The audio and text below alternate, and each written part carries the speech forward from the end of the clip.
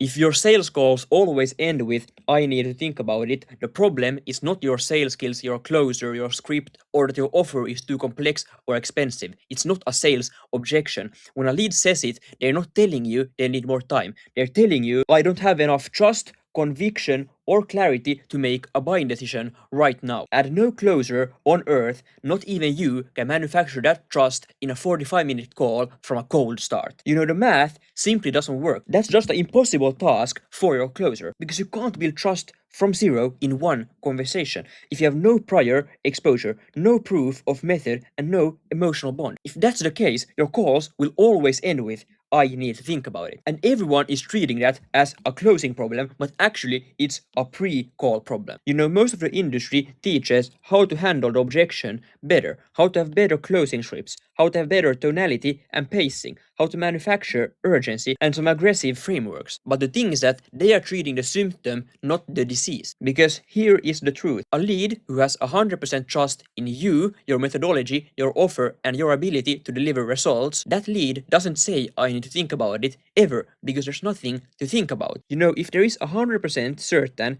10x ROI in front of you, why would you wait? Why would you think about it? Well, obviously you wouldn't, because if something is guaranteed and the result is positive, you're always going to do it. So everything falls back to trust. If they have 100% trust in you, your methodology, and your ability to deliver results, they will work with you. And obviously if they also have the clarity to understand what they're getting themselves into. But it's not more complicated than that. You know, when someone says, I need to think about it, what they're really saying is one or more of these 5 things. The first is, I don't fully understand what you do, and this is a clarity problem. The second thing is, I don't believe this works for someone like me, and this is a methodology belief.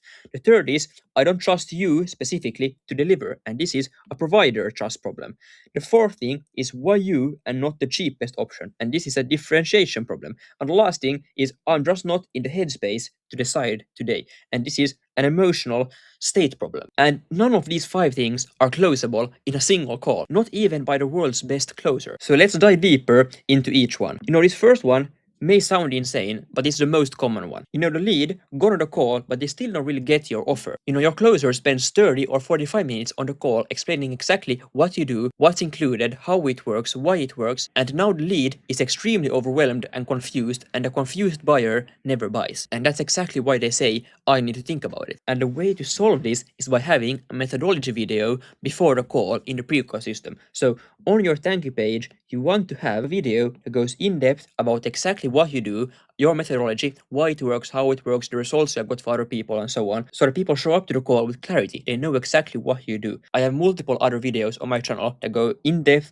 about how to build all of this stuff, so go and watch these after this one. But then the second one, the methodology belief. You know, your method may be brilliant, but if the lead doesn't see it work through, case studies, breakdowns, walkthroughs of how it works for someone exactly like them, then they have to take it on faith during the call. And faith is a lot to ask for, if your offer is like 5K, 10K or something like that. If you have a very expensive offer, you can't rely on faith. You need them to actually buy into your methodology. And again, you do this through having case studies and these methodology videos in your ecosystem, for example, on your thank you page. But the important part for this methodology belief is that the lead needs to be able to see themselves using the methodology. They need to be able to mentally test the methodology themselves. So it's important to have these case studies where they can actually, see themselves getting the results. But then the third one, which is the provider trust. And this is the one that's, most annoying, because the lead believes that your method works, in general, but they just don't trust that you are the right person to deliver it for them. Maybe your competitor has a bigger brand, more case studies, or a more polished presence. And that's very annoying, because you know yourself that you can absolutely deliver results for your client, but if they don't see the same, it doesn't matter. And the fix to this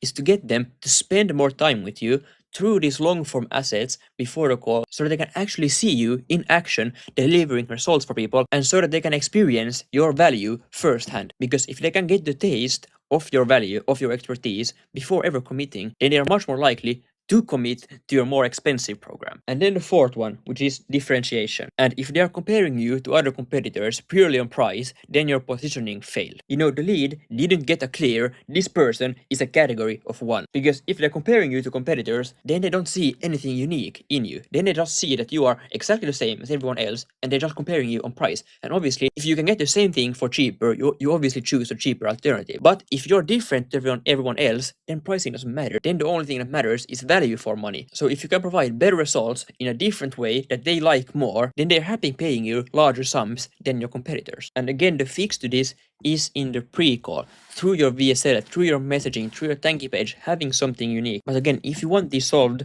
more, clearly, go watch my other videos on my channel where I show exactly step by step how to build these systems. But then lastly, which is the emotional state problem, you need to understand that people's intent, it comes in these spikes, and they are packed with this intent when they book a call. Then they are very committed, and then they are in the right emotional state to actually buy and become clients, because they just watched a compelling ad. You just hit their specific pain points. But what most people do is that they let that commitment and intent cool off before the call. So now when they show up to the call, they are at the exact same level where they were when they met you the first time. So the problem just is that you let people cool off before the call. Either you let people book way too far into the future. So if you let people book like, let's say 1 week ahead, well, A, the chance that they, forget your call is very, very high. But also, they are not in the correct emotional state anymore. They are not ready to buy. They have forgot what was so special about you. They have talked themselves out of it. They have been, targeted by your competitors. So, you have just fully lost them. So the solution to this is to try to keep them in the emotional state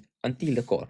You need to keep selling them, keep hitting their pain points until the call. And this is again a pre-call problem that a correct system actually fixes. And the entire sales training industry is trained on this. It's trained on zero pre-call trust, clarity, or conviction. That's the entire thing that the sales training industry is trying to solve. But they're solving the symptom and not the disease. They're not solving the root problem. They're just trying to solve these problems on the symptom level. They're just putting a band-aid over, a deep cut, but they're not actually solving the problem. The sales training industry is training founders to compensate for that gap through sales skills on the call itself. And all of that works when you are on the call. Because as the founder, you have 5,000 hours of expertise. You have all the knowledge. You have all the stories. You're able to read the room live, and you are able to build trust on the fly because you're using something called consultative selling. You're using your knowledge and how much you know to actually impress the lead and therefore sell them. But your closer selling the same offer, well, they don't have your authority. They don't have your stories. They don't have your knowledge or expertise. So that's why they aren't able to close as well as you do. And obviously this closing gap isn't this big in reality, but this is almost always the case that you as a founder, you are able to close